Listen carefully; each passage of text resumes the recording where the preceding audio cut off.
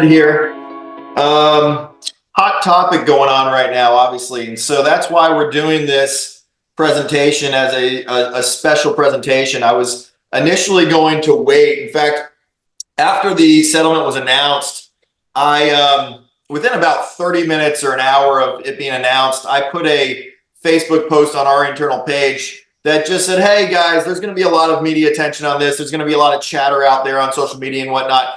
And it's really important not to get caught up in all of that and just, remain calm, because there's a lot of unknowns right now in the industry related to this settlement. So as time evolves, as more information comes out, we'll go ahead and make sure that we address it, and we're, positioned to make sure you guys are in the best possible position to retain and attract clients. So that was my initial thought.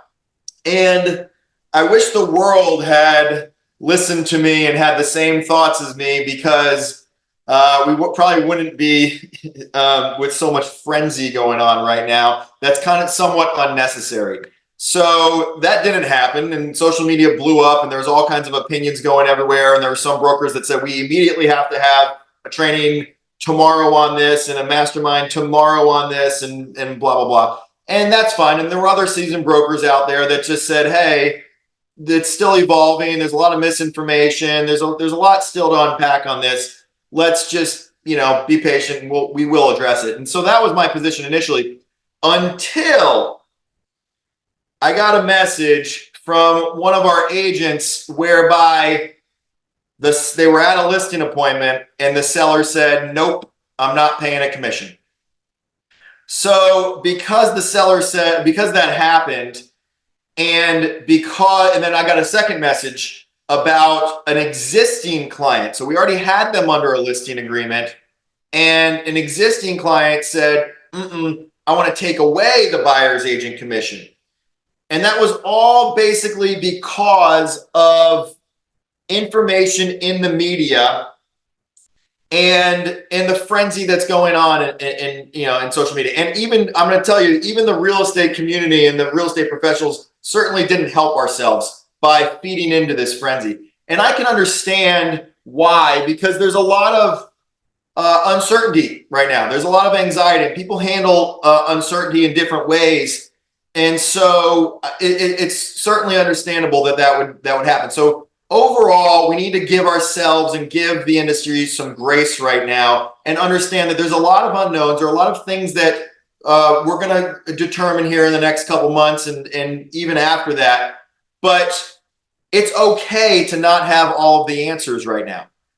So the folks that are out there saying, okay, here's what our new strategy is going to be. We're going to have this app to be able to sign documents. We're going to do this to immediately set appointments. We're going to do this to disclose commissions and blah, blah, blah. We're going to cover all of that. But I want you guys to just understand that all of the answers are not going to be clear today, and it's an evolving situation. So I'm going to go ahead and get into it, and we're going to get into the actual document. So I in the chat room, I put the 108-page settlement. There's really only 4 pages that matter. Those are the practice changes. We're going to go over all of those practice changes that are in place. We're going to go over what you can, what we know, what we don't know, and then what we can, communicate out to the consumers and the publics right now, and then think about how we're going to handle things in the future. So we're going to go ahead and get into it. And if you guys have questions, make sure you just put your questions in the chat. If there's time at the end, we'll go ahead and answer as many questions as we can if we know the answers. I don't want to get into a ton of debates over, what about this scenario? What about that scenario? We can evolve. There's time for that. Okay. But just understand that we're on top of it, and we're here to support you, and you guys are going to see that right now. So, all right. So first off, how we got here. All right. So how we got here, there was obviously a lawsuit, and I don't want to get into the details of that lawsuit, because that doesn't matter. What ultimately happened was NAR decided to settle the lawsuit to protect a majority of its members, and we are in that protection, that group that is protected. So NAR put out an FAQ actually, and I'm not going to use the FAQ as the whole presentation, but I'm going to highlight some things in the FAQ because they kind of explain, well, why we did what we did. So basically, the settlement is to clear all brokerages that did a residential transaction volume of $2 billion or less nationwide in 2022. And so there are some big brokerages out there that are still exposed. There's about, I heard the number thrown around, about 100 brokerages that are still exposed. They're going to have to negotiate. Some of them have already settled. So some of them settled early and there was debate over whether that was a good idea or not a good idea. But ultimately, NAR decided to settle and try and cover as many of their members as possible. And my personal opinion, this is just my personal opinion here, is, and I'll just come out and say it, not all attorneys are created equal. I've been involved with a lot of cases, and having the right attorneys matters. And I have to give kudos to the plaintiff's attorneys in this case, because they did a spectacular job playing the game of chess that backed NAR into a corner. And we can debate whether we should even be here, and NAR denies any wrongdoing. We obviously feel like we've never done anything wrong, but the plaintiff's attorneys backed NAR into a corner, and with their backs against the wall, NAR came out and said, okay, how are we going to stop this? And this is the idea that they came up with is, all right, we're going to try and facilitate a settlement that covers a majority of our members, and then a mechanism for those remaining companies to go ahead and settle. And those remaining companies, if they do use NAR's formula, they're in for a very hefty check. So just be aware of that. But $2 billion or under, our brokerage is covered. We're part of the settlement. Now, this is a proposed settlement. This is not set in stone yet, but it is proposed. It is expected to be approved. It seems very much like the parties all work together to try and come up with something. And once again, the plaintiff's attorneys did a heck of a job of negotiating on this. And there's some irony that I'm going to talk about throughout the presentation here. So they settled for to cover all the members.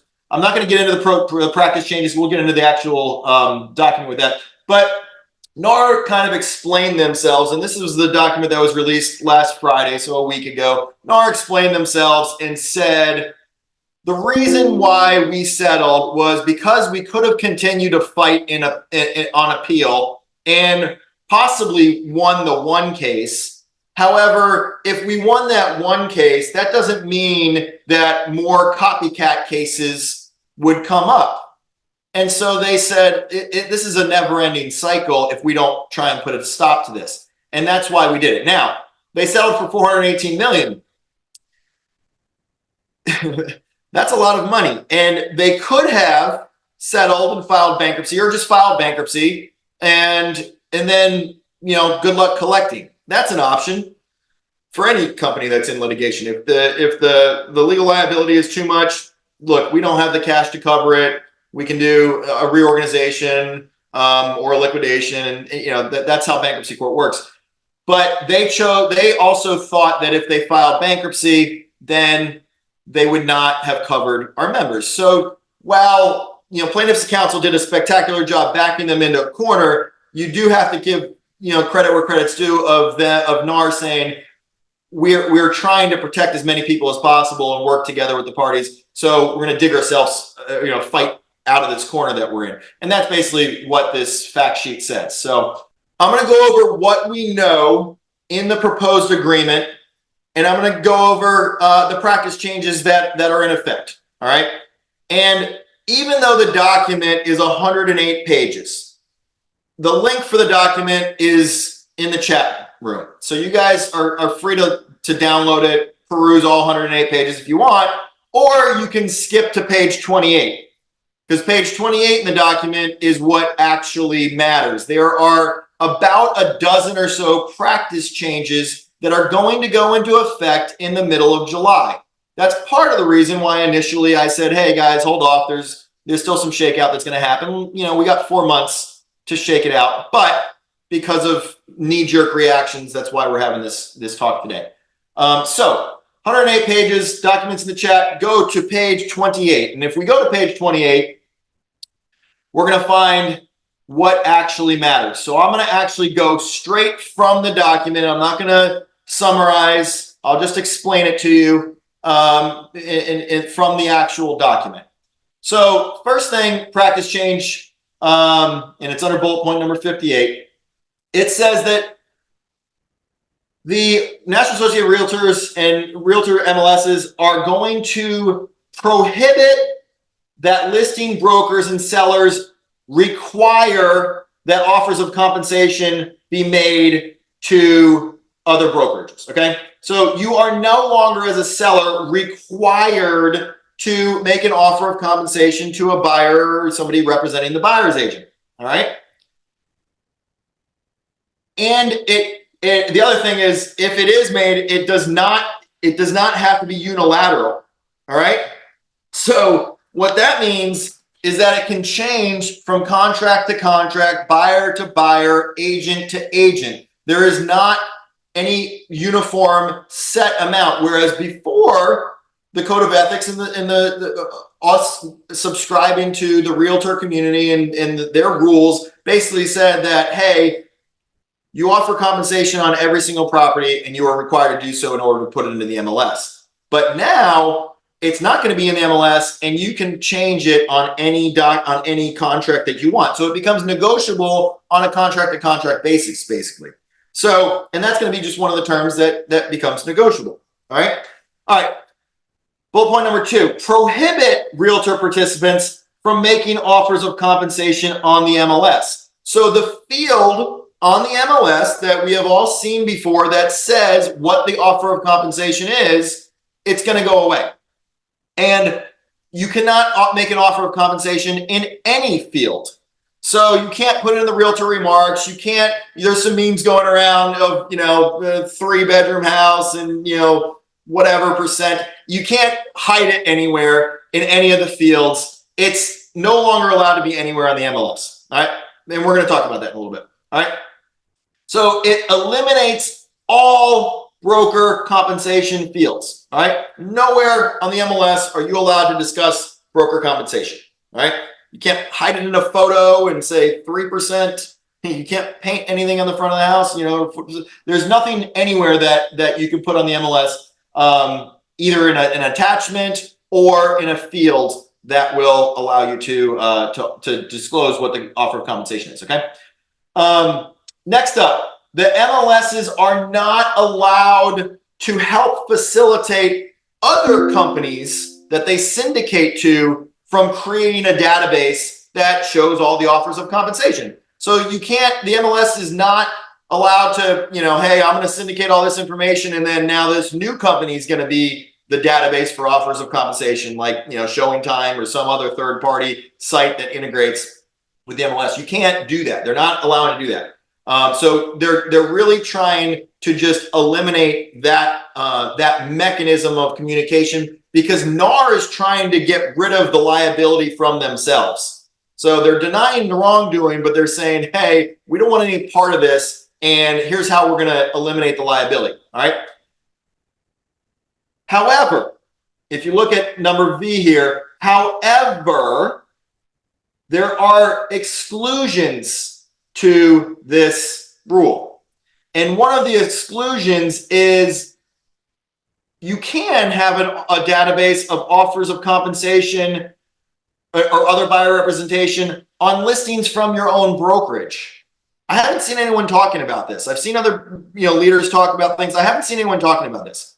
So this is an exclusion that, in my opinion, is going to lead to some change. So I don't know exactly what that change is going to look like. I don't know if we're going to have a text line that says text this number and the address, and boom, you'll get a text message back with the offer of compensation. I do know this.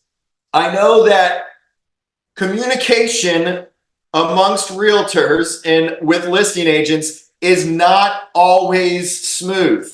They're not always responding to messages. They're not always available. So there is going to be technology or systems, and we have to implement it in Impact Realty, no problem. I can have that up probably in a couple of hours. We can have this system up, whereby the communication of offers of compensation aren't going to have to go through the listing agent. Listing agent turns in paperwork to the listing agreement into the brokerage. Brokerage enters into a database, and that database gets disseminated, whether it be a website on our Impact Realty website or whatever. So this exclusion, there is some clarity that's going to have to come about that, but understand that the communication of offer of compensation is still available, and it doesn't. And I firmly don't believe that it's going to end up, picking up the phone and calling the listing agent. I believe that there's going to be other mechanisms to continue to facilitate that offer of compensation under this exclusion. So to make sure that it's only for your own brokerage. Now, you cannot do it for multiple brokerages. So we have to, figure that out. All right. All right. Next up, number 6, require that all realtor participants working with a buyer enter into a written agreement before the buyer tours any homes. Let me repeat that. Before the buyer tours any homes, you have to have a written agreement with them. Now, one of the first thoughts that came to my mind is what happens at an open house. Are you going to have a security guard outside the open house, standing outside and say, sign this agreement that, guarantees our representation before you walk through my front door? I don't know what that's going to look like. My suspicion is we're going to talk into the various, we'll talk into the buyer brokerage agreements in a little bit, but my suspicion is there'll probably be some sort of technology that we'll have, with our open houses that has a no brokerage relationship agreement. But, if you're buying this house, here's the commission that's going to be earned on it. Though that has, once again, yet to be determined exactly how that'll play out. But It's gonna be a lot harder. Prior to showing any houses. Okay. Now, the other thing about that, which I'll get into, and there's a lot of leaders teaching, okay, you got to go do your buyer presentation, you got to go do your buyer presentation, but ultimately the consumer is going to dictate this of how broad that buyer representation is. Is it for one property? Is it for the 5 properties you emailed them? Is it for all of Hillsborough County? Is it for all of the state of Florida? What is that? How broad is that? And that's going to determine the skill level and the intentions of the parties, the buyers and the sellers. So you have to understand that this part is going to be fluid, but what we know is you must have a written agreement prior to. And I'll talk about technology in a little bit. We'll have on the go buyer brokers agreements. That technology can be whipped out in probably 2 hours as well. That's not an issue at all. So having that on the fly, on your phone is super easy to do. All right. Next up is that buyer broker agreement, or that agreement for compensation, must specify and disclose the amount of rate of compensation. It cannot be vague. All right. So it cannot be open-ended. You are not allowed to say, hey, whatever the listing agent's offering me, I'm taking it. You must identify an amount that is easily ascertainable. Okay. All right. Next up. This one is very critical. So pay attention right here. This is absolutely critical. Realtor or participant may not receive compensation for brokerage services from any source that exceeds the amount or rate agreed to in the written agreement with the buyer. Whatever amount you put in there is your ceiling. That is your cap. So if you decide to represent a buyer and you say, I'm doing it for 2.5%, and the listing agreement, you go show a house and the listing agreement said, or you call the listing agent or text them or whatever method you communicate with them, and they say, yeah, we're offering you 3%. Your cap is 2.5%. And that's just an example, obviously. It could be you say 3% and they say we're offering 4%, whatever the number is, doesn't matter. So just make sure that you understand that. I will be showing examples later with the actual buyer broker agreement on how these tie in, but this is absolutely critical that the amount you decide to put in your agreement is your cap. It is your ceiling. You may not go above that by from any sources whatsoever. All right, so that's critical. All right, next up, prohibit realtors from representing to a client or customer that their brokerage services are free or available at no cost to their clients unless they receive no financial compensation from any sources or services. This one made me chuckle because the irony behind this, and this is where I say not all attorneys are created equal. Have you guys ever driven down the highway and you look up at a billboard and you see the attorney billboard that says free unless we win? You don't pay us unless we win. So the irony behind this is the attorneys do it all the time. You see it widely advertised that their services are free unless they win, but they have negotiated in this settlement that we may not do that. So you may not in any way advertise that your services are free unless they are actually free. So just, and that's from any kind of compensation whatsoever. So I found that ironic. And the other meme that I find ironic is there's a meme floating around that talks about the attorneys that are receiving 33 1/3% of this settlement, of this $418 million settlement, are complaining about our 6% commissions that are split. That's also an irony in this whole this, but that's another discussion. Anyway, all right. Next up, so we talked about it being free from here. All right. Next up, realtor participants acting for sellers. So it requires realtor participants acting for sellers to conspicuously disclose to sellers and obtain seller approval for any payment or offer of payment that the listing broker or seller will make to another broker, agent, or other representative. Okay, so your initial amount is going to be disclosed in your listing agreement. So the listing agreements, primarily it might have some modifications to it that I can see, but there's going to be an offer of compensation still in the listing agreement. That's what you're agreeing upon up front. However, the seller might change their mind. They might say, you know what, I initially didn't want to offer 3% or 2% or whatever, or whatever it is, something might change in the negotiations. You have to get seller approval for any kind of compensation that you are even offering, or you as us as the brokerage are offering to any co-broke agents. So if it changes, seller approval. Okay, any offer of compensation whatsoever. All right, and I do believe that the listing agreement will address this. All right.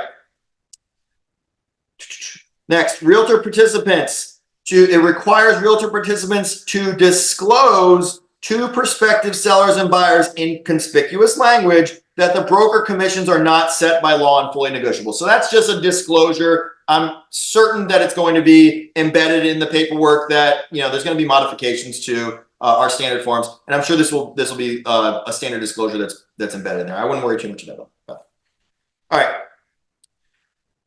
Next up, we go to number X, number 10. Requires that realtor or MLS participants and subscribers must not filter out or restrict MLS listings communicated to their customers or clients based on the existence or level of compensation offered to the buyers or broker or representative. So it's saying that if you're not allowed to filter out listings and not show your buyers listings that don't offer compensation or have a small amount of compensation or whatever it is, right? You can't do that. So you have to show them all offers, but or show them all properties regardless of the seller's compensation, but you've already agreed upon the amount.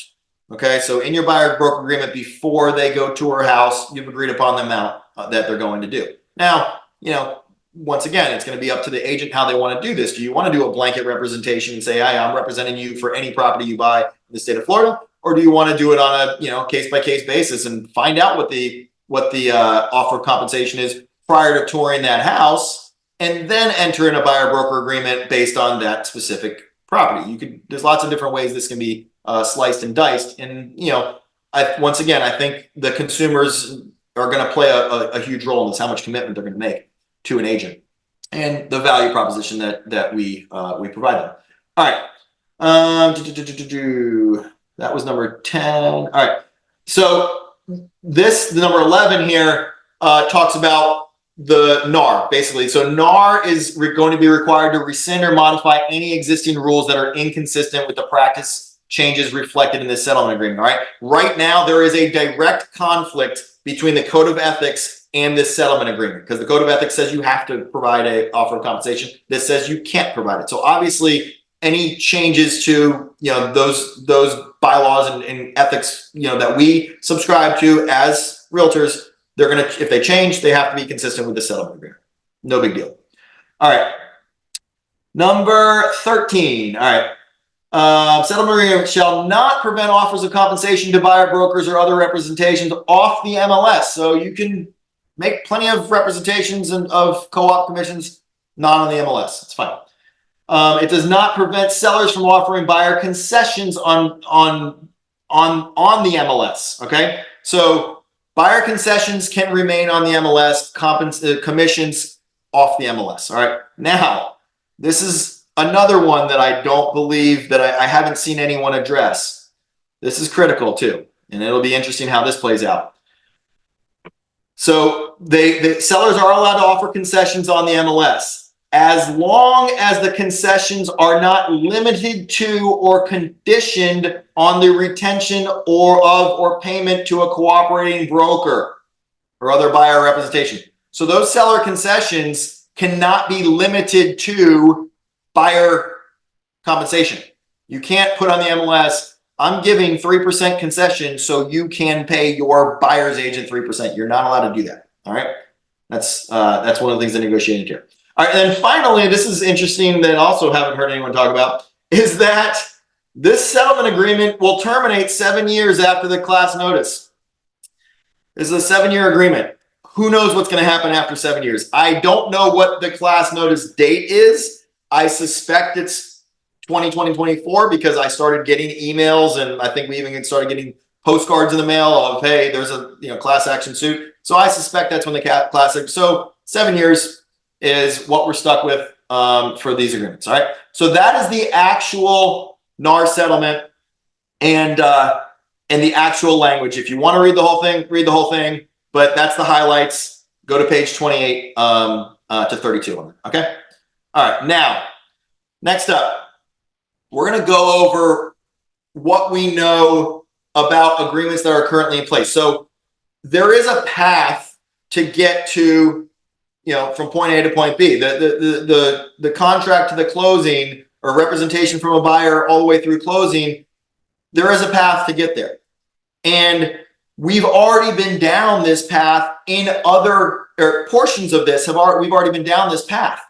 So I know part of my goal today is to relieve some of your anxiety in the sense that it's not all new agreements across the board. It's not all new policies across the board because there are transactions and agreements in place that we are currently using that already address some of these issues. All right, so the first agreement, and I'll go over all three of them, is a buyer brokerage agreement. There's 3 buyer brokerage agreements. If you want to see all 3 of them, you can go on Form Simplicity and pull them up. There's the transaction broker, single agent, and no brokerage relationship. I'm going to go over one of those examples in a minute. There's the commercial purchase and sale agreement. The commercial purchase and sale agreement already has commission language included in it. So I don't sit on the board of the Florida Realtors. I'm not involved in drafting the documents. However, I would suggest that the first thing they go look at is the commercial contract and modify a little bit. It's already in there, right? A majority of it is already in there. We'll show you that in a little bit. And then for our own agents, the Impact Realty buyer disclosure. This is another part of the irony of this is we've been doing this. Our agents, our business model has always been to charge a fee to the buyers. So we've already covered the scenarios and the ways and the techniques to be able to do that. We have language embedded in our buyer's disclosure, which is required on every single transaction. That buyer's disclosure has all kinds of protections in there for the brokerage and the agent, and an agreement of an embedded buyer broker agreement in there. So we've already been doing it. All right. So, all right. With that said, I'm going to go ahead and go through some of these documents. All right. We'll start with a buyer broker agreement. And there's really 2 points that I want to go over with the buyer broker agreement. And I think this is what the transaction broker one that I pulled up here, but they're substantially similar as far as the fields that I'm going to talk about.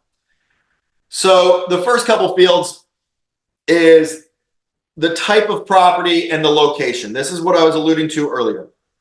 And the consumers are going to decide this, and how well your skill level as an agent of selling your services and getting to know, becoming the trusted advisor is going to determine how much a buyer is willing to give you as far as representation. So is the location of the property one address, or is the location of the property the entire state of the Florida? All right. Or is it Hillsborough County or whatever, wherever, the city of Tampa, whatever you guys decide, 20 miles within the city of Tampa, whatever it is, right? So that location is going to be critical, how much representation you're going to have on the buyer. All right. You can also, they can also say, hey, going back to my open house, you can say, hey, this is only good for a week or a month or whatever. So if people don't want full representation because they want to go see the open house and they say, all right, well, yeah, I'll agree to let you represent me on this property for this amount of time, you can do that. But your goal in your presentations, which we will have separate masterminds, we will have separate trainings on this. Your goal in those presentations is to get as much representation as possible. All right. And once again, that's going to be based on how much they trust you. All right. So first is going to be the location. All right. Second thing that's going to be critical to point out to the clients is that, and by the way, I know there's a lot of people on this call. I am going over the Florida documents. All right. We are licensed in Florida. I am a real estate broker for Florida. If there are people on this recording and call that are from other states, these are the Florida documents. Your state's going to be different. I'm mainly concerned about Florida and our agents. All right.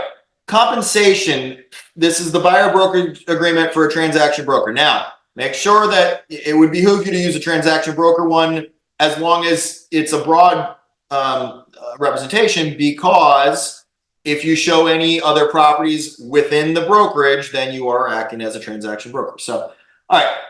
Buyer will be responsible for paying broker the amount specified below, plus any applicable taxes. That's in practice. I haven't seen anyone collect taxes. That would be sales tax, by the way.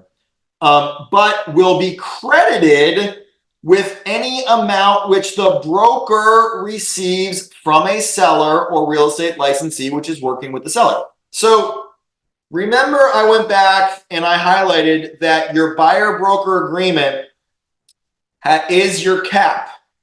Right? Whatever's in this document is the most that you can receive. However, the buyer is going to be credited by whatever you receive from the seller, or the listing brokerage rather. So if you put the example I used earlier, 2.5%, and they're offering 3%, you only get 2.5%. If you put 3% and the listing agent is offering 2.5%, then the buyer is only responsible for that extra half a percent. So you need to think about that when you're putting the amounts in here, and when you are explaining it and educating the consumer about this, to understand the amount in here is the maximum you will ever pay. However, you could end up paying as little as nothing. And depending on the properties we go see, we're going to be in full communication throughout the entire process. We'll communicate what those actual numbers are on a property by property basis. Okay, so that's critical. Make sure that the consumers understand that whatever you agree upon, they get a credit back for whatever the listing agent offers. And I'll talk at the end about sellers and what techniques for sellers right now. All right, so that's the buyer broker agreement. And already has offers of compensation or credits in there, and some language in there that some strategy you can in there to apply. All right. Next up, I want to talk about the commercial contract. And this is one of the first things I thought about when I heard this was, hey, we've been doing this in commercial forever. We have some spectacular commercial agents within our brokerage. Whenever we review contracts, they fill us out flawlessly. All right. But the commercial contract has a section number 21 that says the brokers So brokers, neither seller nor buyer has used the services of for any other reason owes compensation to a licensed real estate broker. And this is specific for the property here in the contract, other than the seller's broker, company name, licensee, who is a single agent, transaction broker, no brokerage relationship, and will be compensated by the seller, the buyer, both parties, pursuant to a listing agreement or another agreement, maybe a commission agreement. All right. That's the seller's side. So who's getting compensated and who's paying them? All right. The field that's not in here is the amount. All right. But it references the document that does have the amount in it, which would be your listing agreement or commission agreement on the sell side or buyer broker agreement on the buy side. So all right, so that's the seller side. All right. Buyer brokers, same information. Who is? Same information. And will be compensated by who? The seller, seller's broker, seller, buyer, both parties. Pursuant to an offer of compensation on the MLS. Well, that's going to go away, but it'll be an offer of compensation, just not on the MLS. And or a buyer broker agreement is what likely will end up in that field. So the framework is already there. The contracts are going to be adjusted, but that's likely what it's going to look like, something like that. So I want to give you guys some comfort that this is not entirely a new process. It's just more new for residential. Okay. All right. So that's the commercial contract. All right. And I'm going to briefly go over the impact disclosure because there are agents on here that are not impact agents, and our disclosure is going to be modified. It was good for its purpose at the time, and because all of these changes, we're going to have to modify it. It was very simplistic, but it basically talked about additional commission. So we charge our buyer a $995 fee, but there is language in here about seller contribution. So the language we've used is, if applicable, as noted in the purchase and sale agreement, the seller is to contribute to buyer's closing costs, prepaids, and buyer non-allowables. Should there be a buyer non-allowable, including any portion of the buyer's agent commission that cannot be charged to the buyer, seller agrees to, it can be placed on the seller's side of the settlement statement, charged to the seller, and the seller's total closing cost contribution will be reduced by that amount. All right. So we've had this language in place for a long time. I don't want to harp on it because it's going to change, but the technique is there and we've been using it. All right. Those are the things that we know. Now I'm going to start to get into items that we don't know. All right. Things that we don't know. And there's a lot of them, right? But you guys hopefully will feel better after this because there are changes coming and they will close the gaps. Those unknowns are going to become clear. All right. So what we don't know is what specific documents are going to change. All right. We know, or specifically in the documents. All right. So we have a good idea that, hey, it makes sense that XYZ changes based on some of the examples I just gave, but we don't know specifically. I'm sure that, the state of Florida is going to be rolling out some addendums and some documents to make sure this is buttoned up. All right. If they don't, we'll do it internally. Clearly, I've been doing it internally for years because I just showed you a document that we've been using. All right. All right. Next up, what we don't know, and this is probably the biggest, going to have the biggest impact on how these discussions transpire. And this is the biggest reason why my initial thought was to hold off on this training, was the positions from Fannie Mae, Freddie Mac, HUD, FHA, VA, USDA. They haven't taken a position. The thing was announced a week ago, and all of the, this hoopla has caused, the need for these. But the people loaning the money, except unless it's a cash transaction, the people that are under the underlying underwriting of these things haven't made any decisions. So clearly, on a VA with a VA buyer, you can't pay a buyer's agent. So what does that look like? All right. Ironically, our trusted advisors over at NAR decided to put out a FAQ 2 days ago, and they acknowledged exactly what I just said. And that is, what does this mean? All right. So Fannie Mae, Freddie Mac, FHA, and they left out VA, but it's all have limits, specify limits on how much a seller or broker can contribute to the buyer to pay for services typically paid for the buyer. They call them interested party contributions. So the language that you're accustomed to in the contracts that say we're going to contribute, X percent, 3%, 4%, a certain dollar amount towards the buyer's closing costs, prepaids, etc. That's what drives this. These interested party contributions, all right? But there's limits within the mortgages, each type of mortgage, and obviously in VA, they're not allowables, right? So what is the FAQ from 2 days ago that NAR put out say? Does the settlement agreement change access to mortgages for buyers? No, under the settlement agreement, buyers still have the same options when it comes to compensating their real estate representatives. That is, the listing brokers can compensate the buyer broker, the seller can compensate the buyer broker, or the buyer can compensate their broker directly. All right. I'll make some comments on this in a little bit. All right. NAR is working to verify that this interpretation will hold. However, none of these agencies will allow the buyer to finance the commission into the mortgage at this time. All right. It says, well, based on their interpretation, you cannot finance it, right? So NAR they're saying you can't finance the commission in the mortgage. They go on to say that under the current structure, there's no short-term legislation or regulatory fix. They even said somewhere in this document it could take 10 years for them to do that. I'm going to call BS on that. All right. If the mortgage companies, or the agencies rather, do not close this hole, then new loan products will close the hole. All right. Efficiencies are going to be created in the market. So rest assured that will happen. All right. You've seen when interest rates went through the roof. Well, they went up very, very quickly the last year or so. New loan products came out with buy down products and, whatever prepaid mortgage rate. Hey, this lender or this new construction is offering this rate or whatever. There are products that will be out there to close these gaps. And it's very likely that it's going to be these agencies that make a swifter decision than whoever wrote this FAQ it alludes to. Okay.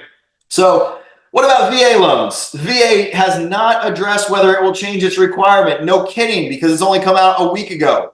VA has not addressed whether it will change its requirement prohibiting VA buyers from paying a commission. NAR has engaged with VA in the issue and will remain committed to working with the VA so that veterans are not left out of the market or forced to consider alternate loan products. All right. So the settlement was negotiated, but there are other things that weren't contemplated within the settlement that still have to be resolved. And they said that we're going to start working with our friends over the VA, make sure everyone's covered. All right. It's going to work itself out. I promise. All right. Can real estate commissions be financed? Financing is not feasible under the current structure of the residential mortgage finance system, and there's no clear short-term legislative or regulatory fix. They are correct. You cannot finance real estate commissions. However, at the end of the day, what is finance? What the lenders care about, the underwriters care about, is the ultimate loan to value of a property.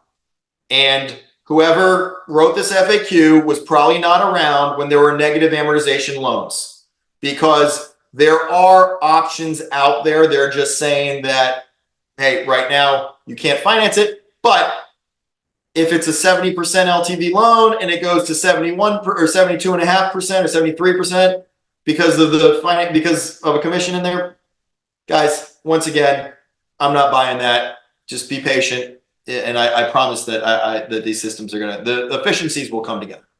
All right. Fannie, Freddie, and FHA do not allow commissions to be added to the balance of the mortgage. Got it. All right, that's fine. You can't add the commission to the balance of the mortgage, but they can loan a certain amount and allow a portion of it to go towards whatever. I'm not going to comment on that much further, but I trust that it's going to be worked out. All right. So that's what we don't know with the mortgage industry. And that's ironically, they came out with that FAQ a couple of days ago. All right. The other thing that we don't know is consumer response to this whole settlement. part of the reason we're here today versus, a couple weeks from now when I was going to continue to gather more information and come up with more prudent or, in my opinion, more prudent guidance for everyone, was that the consumer response has swung. The pendulum has swung. And as I talked about in the beginning, we've had sellers, already kind of try and nix it. So what's going to happen with the consumers has yet to be determined. And how much trust that they're going to place in the agents and what roles are going to be, what trust in actual what role of the transaction. There's likely going to be additional services that are going to come out of this. I saw a buddy of mine talk about, attorney review services, and that might come out of it. There's going to be technology that comes out of it, but the consumer response is going to ultimately dictate things. And so when those trainings come about in the next, couple weeks, months, years, or whatever, a lot of it is going to be dictated. A lot of the consumer response is going to be dictated by the availability of options to those consumers. And so there's going to be some people that can say it's going to be a race to the bottom and, whatever. And then there's going to be other people that say, I'm not charging, 3% for a buyer's agent. I'm charging 4%. I've got an off-market property. And if you want to see it, you're going to pay me 5% as a buyer. There could be a lot of different scenarios of this. There could be showing services that charge per showing. There's a lot of things that may come about this, but just trust that the market will become efficient. So that's really my next slide here is I had a broker that was with us for a while and she moved to another state, but she used to use the words trust and believe, like she was preaching all the time. Just trust and believe. And I want you guys to trust and believe in this. All right. And I'm not saying, the Carrie Underwood song, Jesus, take the wheel here. I'm not saying that's going to happen, but I want you to trust and believe that these efficiencies are going to come together. All right. Markets will become efficient between both the buyers and the sellers. The buyer, the price of the property did not change by this. The overall cost associated with acquiring that property did not change. It's just where the buckets are coming are getting paid from, right? And where the buckets are appearing.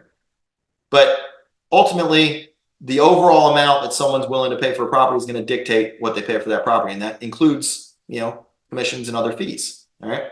All right. So the markets will become efficient between buyers and sellers. And I also need you to trust and believe that the markets will become efficient with real estate professionals and their clients for services. So it is going to be critical to sharpen our tools. It is going to be critical to make sure that, we have good presentations and we are creating the trust and loyalty with those clients. But you can fight and say, I'm only going to, have a full-blown buyer representation agreement and you're only working with me forever until the end of, however long the agreement's for the next 3 years or 2 years, whatever it is. But if the market says, no, I'm not going to do that, then I promise you adjustments are going to be made.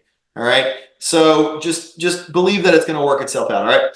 Where inefficiencies exist, this is another one that I need you guys to trust on. When there's inefficiencies, new technology and new products will be created to fill those gaps.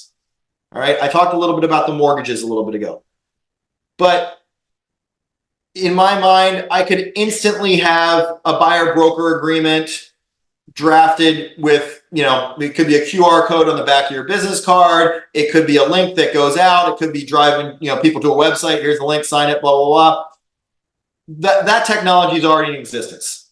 All right. I'll give you an example. One of my companies is I own several yachts and I charter them out. Well, we have our customers sign waivers before they step foot on the boats and the yachts. But I don't always know who the customers are. We have the technology in existence right now that they instantly get that waiver signed. It's no different. It's just an instant documentation, whether it's a QR code, whether it's a link, whatever, that can be done in literally a couple of hours. So don't worry about that. All right. You will have efficient buyer broker agreements. Cooperative brokerage databases. I talked about that a little bit. Something's going to happen. We're not going to wait on the listing agent who's on vacation to return my call and see what they're offering.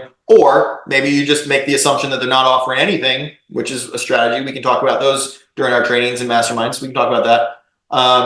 But there will be databases associated with that. All right. And then new loan policies or products, I talked about that. Those inefficiencies will 100% be closed. So I need you guys to trust and believe that. All right. Next up, I need you guys, next up is what you can do now. All right. So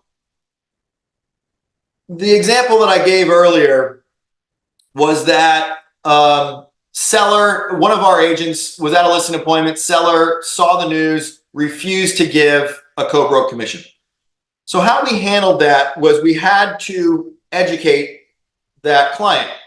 And our agent did a spectacular job of it. She told them what was going on, but ultimately I helped out and got on the phone with the client and also educated her. And that process, what that looked like was empathizing with the client and understanding the uncertainty and whatnot, and the media, what's being put out there in the media, and understanding where that client was coming from, because that client somewhere heard that this was immediately in effect. These new rules effective immediately on last Friday, no longer ever have to offer a buyer commission again. And obviously that's not the case. So educating the clients on what we talked about today and where we're at in the process is critical. And I had to educate this woman that we're listing her property now. This rule doesn't go in effect for 4 months. And while she has the right to not offer a cooperative compensation, the field still exists in the MLS. So it's glaring out there right now saying 0% to buyer's agents. So buyer's agents are going to see it right away. And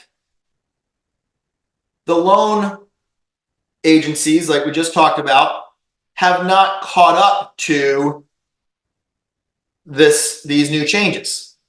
And ironically, when I started describing, similar to what I just went over, she said, I bought my house with a VA loan. And I said, well, if you do this, because they haven't caught up, you have now excluded all VA buyers. So we had to educate the client and let her make a decision on what she was going to do with that co-op commission and make a prudent decision, right? So that's what I would recommend you guys doing right now. Making sure that those sellers understand this, all right? Now, I will speak to the consumer right now, and you guys can do what you want with this, all right? I own a lot of property, and I would never sell one of my properties and not offer a co-broke or cooperative commission to a buyer's agent. Never. And the reason that is because if you do that, you are limiting your buyer pool under all circumstances. Even if the lenders change their rules, you're still limiting your buyer pool, because there is going to be some limits in place on what can be paid to out of seller concessions. So it's foolish to do that. And when your goal as a seller is to have as many options, as many offers as possible. If I get multiple offers on one of my properties that I'm selling, I am golden. I am going for gold, and I am going to negotiate the heck out of all parties and leverage them against one another so I get the best offer. So that should be every seller's goal. And in order to achieve that, you should be offering a co-broke commission to buyer's agents. So you're not limiting the buyers. You are putting yourself in the best position. And then you allow the negotiation to take place. And that's where the skill of the negotiation is. All right. But educating people that, we all know that they would be limiting the buyer pool, but they need to know that. All right.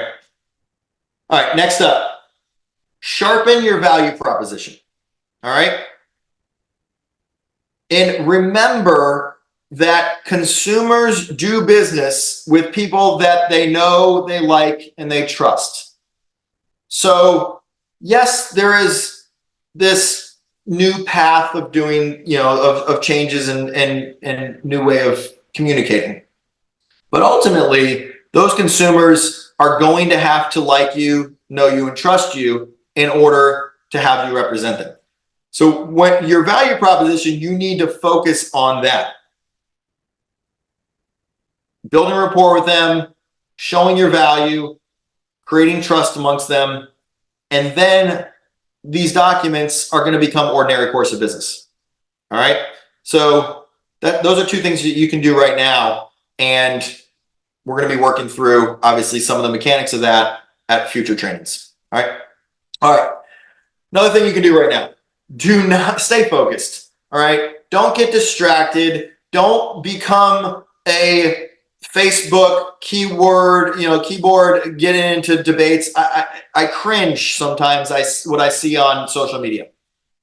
And don't buy into this noise and misinformation that's out there right now between the consumers, the media, and even other industry professionals. There are other industry professionals that think they've got it all figured out. And I promise you, 2 weeks, a month, 2 months from now, some of those conversations are probably going to be changing things that they hadn't thought about, because it's not possible to contemplate everything that's going to come up right now. All right. But trust and believe. All right. All right. It's okay to not have all the answers. It's okay. If a client asks you a question, well, what about this scenario? It's okay to not have the answers.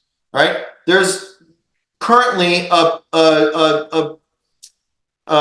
mechanism in place for commission disputes amongst brokers. Well, when commission disputes become amongst the consumers, it's going to be a little bit of a different look. And so it's okay to not have all the answers of exactly how something's going to play out right now. I've given you multiple examples today of things that, that's interesting. I'm not sure exactly how this will work out, but we'll figure it out. All right. All right. You can obviously attend future trainings. We've got our sales meeting the second week of April. And we got the two masterminds, the 14th or the 15th and 16th of April. All right. All right. And then finally, it's critical that you guys remain kind and professional to one another. Understand that people respond differently when they're put under, pressure situations or they have anxiety. Everyone responds differently. So just be kind to one another. We're all in this together. We're all learning together. We're all navigating this together. Trust and believe that you will have all the tools in place to help you succeed and put you in the best position to win. I promise you that. There has not been a single gap that we have not been able to fill very, very quickly, and we will continue to do that. All right. So let me get into if there are any questions from the chat here. If you have any questions, you just tag us on Facebook. That's funny. This shit's still stressful. Yes, I get that. There's memes out there that you need to go have a margarita. I get that too. Do we know when this is supposed to be approved? The answer is no, I don't know when it's supposed to be approved. But that's a very good question. Could this get pushed back? Could the implementation of these changes get pushed back because it goes back and forth and blah, blah, blah. Right now, they're targeting the changes to go into effect in mid-July. We don't have any indication right now when it's going to be approved. So if we get in a situation where we need to help, advice to contact, who to call. Okay. Great question there. For our impact agents, we have our little bat line, right? Every single morning you get a text message from us about trainings and whatnot.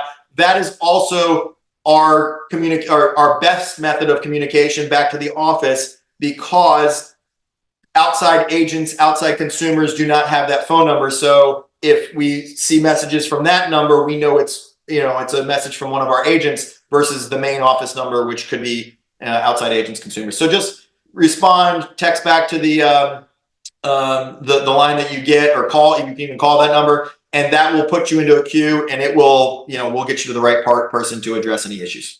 Do you recommend we start using Byrne buyer broker agreement right now? Yes, it's a great question. All right. The question is, do you recommend using a buyer broker agreement right now? You should. I mean, the industry says you should have been doing it forever, right? So I highly recommend doing it. There's no reason not to recommend doing it. It can't hurt if you highlight the fact that whatever the listing agent is offering will be credited to that buyer. And, you know, you can see on the MLS right now, still co-broker commissions. So you can, even before you go see a property, you can say, hey, by the way, you know, our agreement's at 3%. This one, you know, you're going to get a 2.5% credit on, you're going to get a 3%, you're going to, you know, whatever it is. Yes, I recommend you doing it right away. Yeah. Even before July. Yeah. Go, Chuck. Is that Chuck? Yeah. Hey, buddy. Hey. So question for you. So, and this is just because kind of random, but what is the aversion to a buyer's agreement? As you know, I work in 2 different states, right? My North Carolina office, it's requirement up here. So every buyer has to get in. For them, it's a disclosure. And obviously one, because in the client, if they meet a new realtor on the street or they go to a new builder, they have to disclose they got a buyer's agreement in place. And then also in here is compliance, right? Because that way they don't go behind your back. What is the aversion from a Florida's perspective historically? Why do we use these buyer's agreements? That's a great question.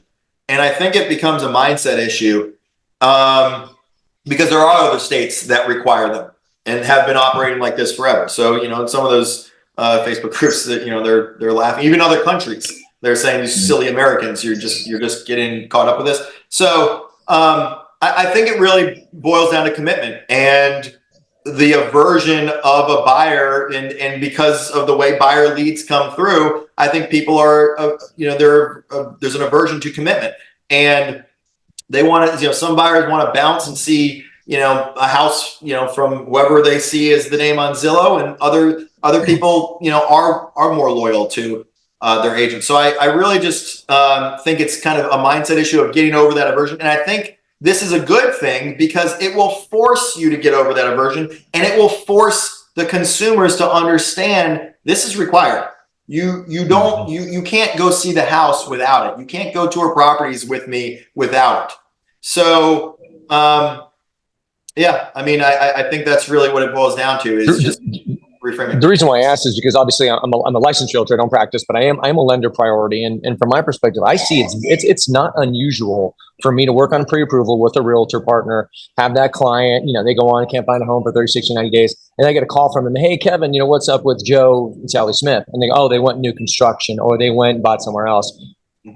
To me, it just seems common sense to roll this out proactively now, get into the habit of writing buyer agreements in place and tethering your client to you for at least a, you know, predetermined amount of time. Yeah, no, I agree with you. And there's a comment in here about the commission piece. So, you know, money is a sensitive topic to people. So right. That could be part of the aversion as well. But, you know, what this new proposed changes are going to put out there is just a little more transparency. So there's oftentimes that people didn't know, you know, how much the agent was making and whatnot. And contractually, I think it's once again a very good thing that it's going to be upfront, and it's just part of it just becomes part of the negotiation, right? It's one of our agents a long time ago said that this whole thing is it's the hide the ball under the baseball cap or the football cap game, and all you're doing is moving it around the settlement statement. You're shaking your head right now because we all know that that's really all that's happening is it's being moved around the settlement statement, right? So the total cost for the property is still there, but just it becomes a presentation thing, and you know, just an adjustment to the conversation. But it's a good thing to now get that out of the way, and you can just address it in that way. Hey, I just need to, you know, we need to get this out of the way for compliance purposes. Here's what we are, you know, here's the representation that we have, and you go through your agreement there. We will get way more detail on the strategy, the scripting behind that. You know, masterminds and town halls, whatever you want to call them, on that specifically. But you know, if we change our mindset and don't look at it as an aversion or a bad thing and look at it as a good thing. I gave you some examples on how this could be a good thing, how if played properly, a buyer's agent can actually make more money than they're being at the mercy of the listing agent. I guess technically they've never been at the mercy of the listing agent because they could have signed the buyer broker agreement before, but a lot of agents haven't done that. And so now it just kind of, you know, puts it at the forefront there. Yeah. Cool. Thanks, Kevin. Thanks for spearheading. Good information. No problem. All right.